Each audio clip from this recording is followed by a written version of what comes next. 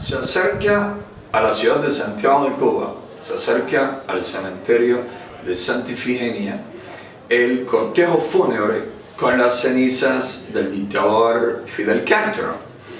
Fidel Castro, el hombre que llevó a más de 100 jóvenes a asaltar 2 cuarteles en nombre de Martí, llevó a más de 100 jóvenes que no eran comunistas, militaban en la juventud ortodoxa, juventud de base anticomunista, llevó a esos jóvenes, repito, a una acción fratricida aquel 26 de julio de 1953. Ese Fidel Castro que responsabilizó a Martí, a quien ha titulado autor intelectual del Moncada, ese Fidel Castro que implantó en Cuba una constitución estalinista, una constitución de tipo soviético, una constitución comunista, y que dijo que nuestra constitución era marxista, leninista y martiana. Ese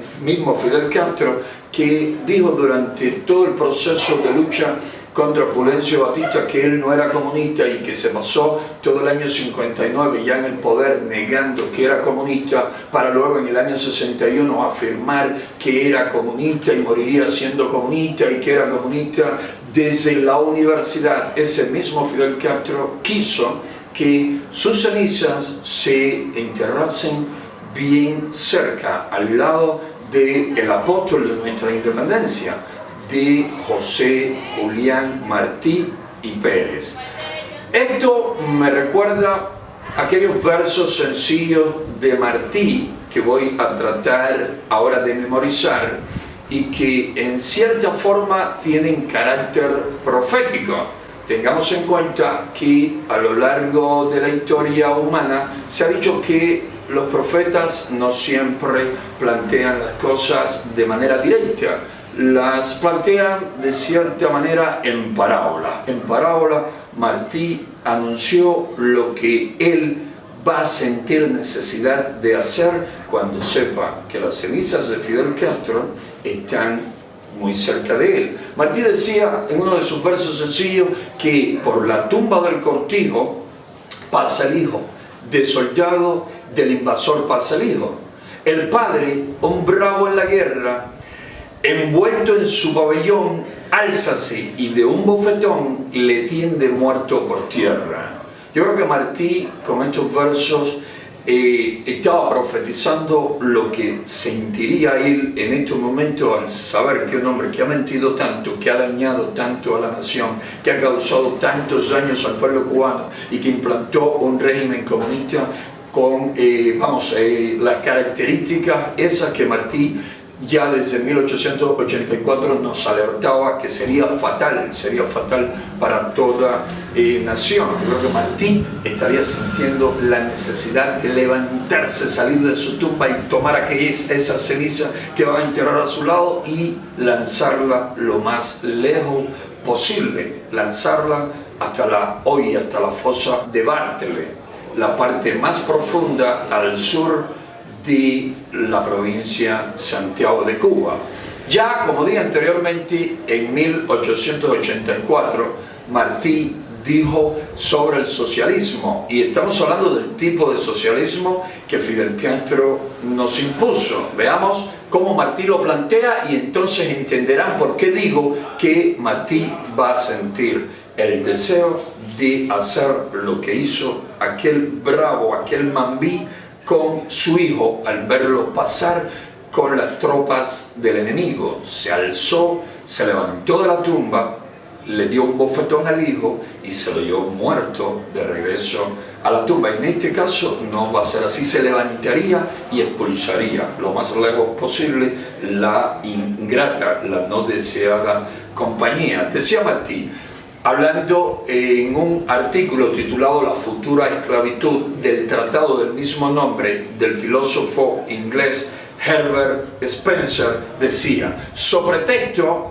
de socorrer a los pobres, dice Spencer, sácanse tantos tributos que se convierten pobres a los que no lo son. Más adelante, en este artículo, Martí continúa expresando: teme Spencer, no sin fundamento, que al llegar a ser tan varia, activa y dominante la acción del Estado, habría de imponer considerables cargas a la parte de la nación trabajadora en provecho de la parte paupera. Y es verdad que si llegare la benevolencia a tal punto que los pauperos no necesitasen trabajar para vivir, a lo cual jamás podrán llegar, se iría debilitando la acción individual y gravando la condición de los tenedores de alguna riqueza, sin bastar por ello a callar las necesidades y apetitos de los que no la tienen. Más adelante, el apóstol dice: todo el poder que iría adquiriendo la casta de funcionarios, ligados por la necesidad de mantenerse en una ocupación privilegiada y pingüe, lo iría perdiendo el pueblo, que no tiene las mismas razones de complicidad en esperanzas y provechos para hacer frente a los funcionarios enlazados por intereses comunes. Como todas las necesidades públicas vendrían a ser satisfechas por el Estado, adquirirían los funcionarios entonces la influencia enorme que naturalmente viene a los que distribuyen algún derecho o beneficio. El hombre que quiere ahora que el Estado cuide de él para no tener que cuidar él de sí, tendría que trabajar entonces en la medida, por el tiempo y en la labor que pluguiese al Estado asignarle, puesto que a sobre quien caerían todos los deberes, se darían naturalmente todas las facultades necesarias para recabar los medios de cumplir aquellos. De ser siervo de sí mismo, pasaría el hombre a ser siervo del Estado. De ser esclavo de los capitalistas, como se llama ahora, iría a ser esclavo de los funcionarios. Esclavo es todo aquel que trabaja para otro que tiene dominio sobre él. Y en ese sistema socialista dominaría la comunidad al hombre, que a la comunidad entregaría todo su trabajo. Y como los funcionarios son seres humanos, y por tanto abusadores, soberbios y ambiciosos, en esa organización tendrían gran poder, apoyado por todos los que aprovechasen o esperasen aprovechar de los abusos, y por aquellas fuerzas viles que siempre compran entre los oprimidos el terror, prestigio o habilidad de los que mandan. Este sistema de distribución oficial del trabajo común llegaría a sufrir en poco tiempo de los quebrantos, violencias, hurtos y tergiversaciones que el espíritu de individualidad, la autoridad y osadía del genio y las astucias del vicio originan pronta y fatalmente en toda organización humana. De mala humanidad, dice Spencer, no pueden hacerse buenas instituciones. La miseria pública será, pues, con semejante socialismo a que todo parece tender en Inglaterra, palpable y grande. El funcionarismo autocrático abusará de la plebe cansada y trabajadora. Lamentable será y general la servidumbre. Parece que Martí estaba escribiendo este artículo para dejárnoslo como consejo de lo que no debíamos hacer o permitir que hiciesen con Cuba. Es decir, Martí nos alertó de todo esto que estamos viviendo en Cuba, que hemos vivido durante el último medio siglo. Nos alertó de la dictadura, nos alertó de la miseria generalizada, de la servidumbre, de la burocracia. Martí nos dijo: la miseria va a ser grande, la servidumbre va a ser muy grande también, cuídense de eso. Pero nuestros padres no se cuidaron y nosotros nacimos bajo férrea tiranía. Y ahora estamos luchando en medio de situaciones muy difíciles, en medio de muchísima represión, para poner fin a eso que Martí nos dijo que no debíamos tener y que por desgracia aún tenemos. Pero Martí no solo dijo esto del socialismo. Martí en otra ocasión, en carta a Fermín, a su amigo Fermín Valdés, dijo lo siguiente: dos peligros tiene la idea socialista como tantas otras. El de las lecturas extranjerizas, confusas e incompletas, y el de la soberbia y rabia disimulada de los ambiciosos, que para ir levantándose en el mundo empiezan por fingirse para tener hombros en que alzarse, frenéticos defensores de los desamparados. Martí nos estaba alertando nuevamente sobre ese socialismo, el socialismo de Fidel Castro, el socialismo de Raúl Castro, el socialismo de Hugo Chávez, el socialismo de Daniel Ortega, el socialismo de Nicolás Maduro, el socialismo de Evo Morales, el socialismo de Rafael Correa, el socialismo de todos esos individuos ambiciosos que se fingen defensores de los desamparados, defensores de los menesterosos, para tener hombros sobre los cuales alzarse, para poder coronarse como reyes, para poder tener bajo su control todo el poder y aplastar a su pueblo, para sumir en la más profunda miseria y en la más cruel opresión a los ciudadanos de sus respectivas naciones.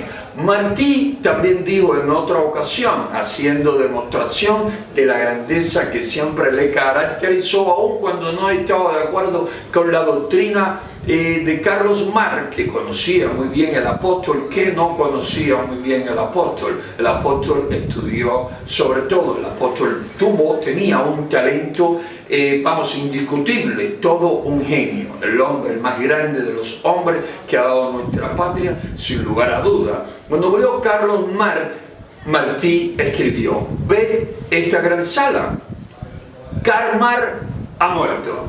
Como se puso del lado de los débiles, merece honor, pero no hace bien el que señala el daño y arde en ansias temerosas de ponerle remedio, sino el que enseña remedio blando al daño.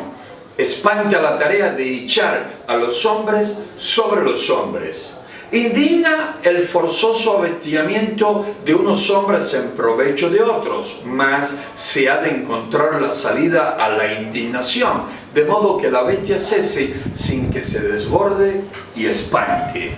Esto dijo que Carlos Marx. No podría decir lo mismo sobre Fidel Castro, porque Carlos Marx nada más escribió su tesis y la empezó a difundir, la difundió, sus seguidores la difundieron por todo el mundo, pero Carlos Marx no estuvo como Lenin al frente de un Estado socialista. Carlos Marx no puso en práctica, es quien escribió, es quien plasmó esas doctrinas que dieron lugar a todos estos grandes crímenes y a estas grandes miserias que vienen sufriendo muchísimos pueblos. Muchos dicen que los seguidores de Marx no lo interpretaron debidamente, o que hicieron lo que le vino en gana y no lo que Marx enseñaba. El marxismo es responsable en buena medida del terror y de lo que ocasionó Lenin, Stalin, Khrushchev, Brezhnev, Andropov, Chernenko y en menor medida Gorbachev, que fue el reformista y el que facilitó que terminase aquel oprobioso sistema. Carlos Marx tiene gran responsabilidad por sus escritos, con los millones de crímenes de Stalin, con los millones de crímenes